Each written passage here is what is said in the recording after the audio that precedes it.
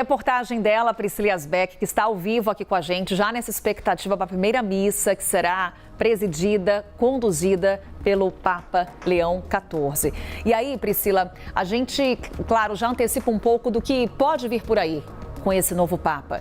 Tendo por referência o discurso que ele fez, a bênção ali na Praça de São Pedro, da sacada da Basílica de São Pedro, quando ele fala muito em diálogo, em amor, em paz. E também justamente naquela referência, quando ele escolhe esse nome papal, Leão XIV. Exatamente, Carol. Tem algo interessante na escolha desse nome. É claro que ainda o Vaticano vai explicar, né? O Papa deve explicar talvez a escolha desse nome em mais detalhes, mas o que muitos teólogos já estão dizendo é que Leão XIV é uma referência. O último Papa que usou esse nome foi o Leão XIII, que foi Papa entre 1878 e 1903. Então foi um Papa anterior ao Concílio Vaticano II, que promoveu reformas na Igreja na virada do século XIX.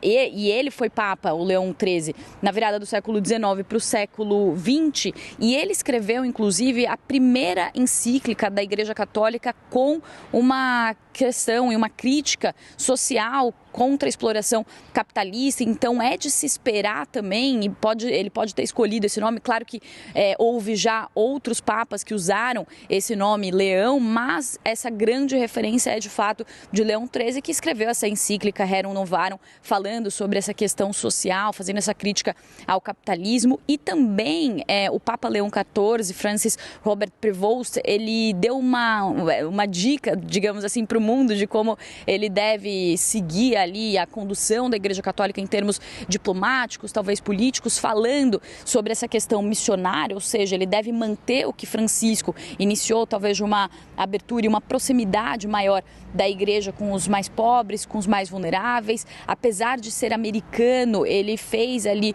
uma boa parte da sua vida, né, missionária, como padre, depois como bispo, no Peru, e então ele tem essa vocação e tem essa participação ali muito forte como uma representação da América Latina. Então, apesar de ser americano, ele vem da América Latina, teve um trabalho muito importante missionário na América Latina. Então isso traz ali uma impressão de que ele pode também ser um Papa que em alguns momentos pode fazer críticas, por exemplo, à política anti-imigração de Donald Trump, assim como o Papa Francisco. Inclusive, quando houve aquela polêmica, Carol, a gente já chegou a falar sobre isso no Novo Dia, de quando J.D. Vance falou sobre aquele conceito teológico de Ordo Amoris, e o Papa Francisco chegou a falar que o conceito de Ordo Amoris não era a interpretação que J.D. Vance fazia, que ele argumentou que esse conceito era um conceito que dizia que havia necessidade de priorizar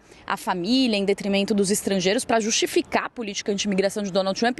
O Papa Francisco veio a público rechaçando essa ideia, e também o Papa Leão XIV, na ocasião, fez a mesma coisa e explicou que, de fato, essa ordem, esse conceito teológico de Ordo Amoris, contrariando, então, o que disse J.D. Vance. Lembrando que J.D. Vance foi o último líder a se encontrar com o Papa Francisco um dia antes da sua morte, e o que os vaticanistas dizem é que esse encontro entre o Papa Francisco e J.D. Vance foi um encontro tenso, em que o Papa Francisco, inclusive, chegou a criticar essa política anti-imigração. Ele nunca fazia críticas muito diretas, mas ele fazia críticas públicas a essa política anti-imigração. Portanto, é de se esperar que, nesse aspecto, Leão XIV também tem essa visão aí de defesa dos imigrantes, já que ele serviu durante muito tempo, então, também no Peru, que é um dos países mais pobres da América Latina. Carol.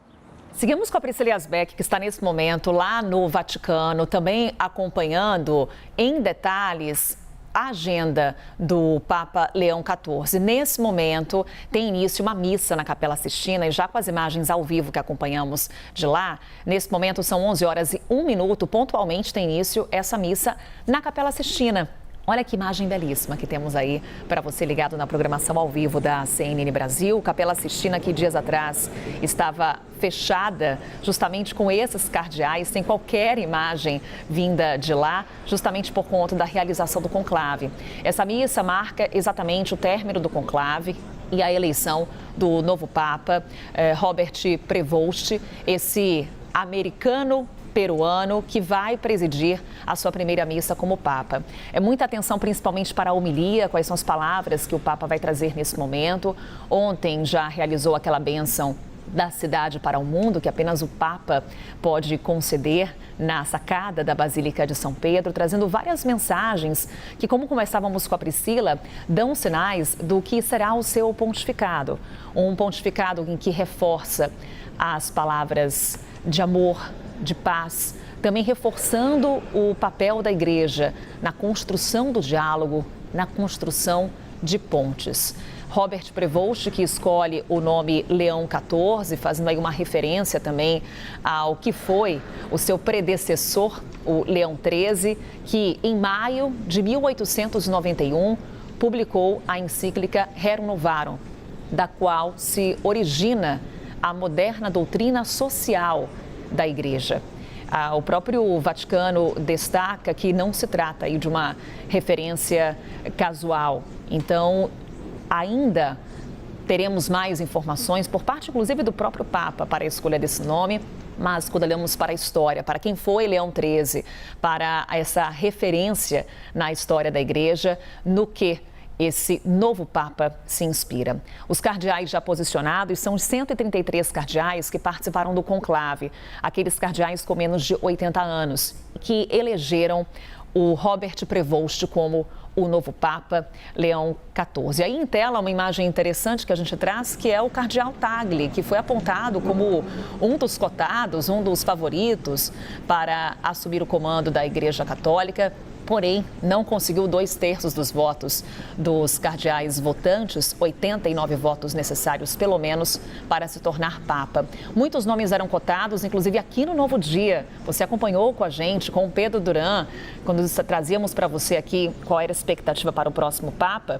Justamente o nome de Robert Prevost, trouxemos ontem para você ligado aqui no Novo Dia, já trazendo um pouco da biografia e quais eram os pontos positivos, aqueles que poderiam ajudar Robert Prevost a assumir o comando da Igreja Católica. Robert Prevost, que é americano, ele nasceu no subúrbio de Chicago e trabalhou numa das regiões mais pobres do mundo. Robert Prevost, ele passa boa parte da sua trajetória na Igreja no Peru. Foram cerca de 20 anos servindo no país, já tem cidadania peruana também. É o segundo Papa das Américas. Tivemos o Papa Francisco, da América do Sul, e agora temos o Robert Prevost, da América do Norte, já que ele nasceu nos Estados Unidos, no subúrbio de Chicago. Inclusive, ontem, o próprio presidente dos Estados Unidos, Donald Trump, ele fez uma menção, uma referência a essa escolha de um nome dos Estados Unidos, de um americano, falando que não vê a hora de conhecer o Papa. O Robert Prevost tem um perfil mais discreto, falava pouco em público e sempre reforçava em suas poucas declarações públicas a necessidade de uma visão pastoral e professoral dos líderes religiosos. Ele tem posturas menos progressistas no campo dos costumes, quando a gente traz ali uma comparação com o que foi o pontificado de Francisco.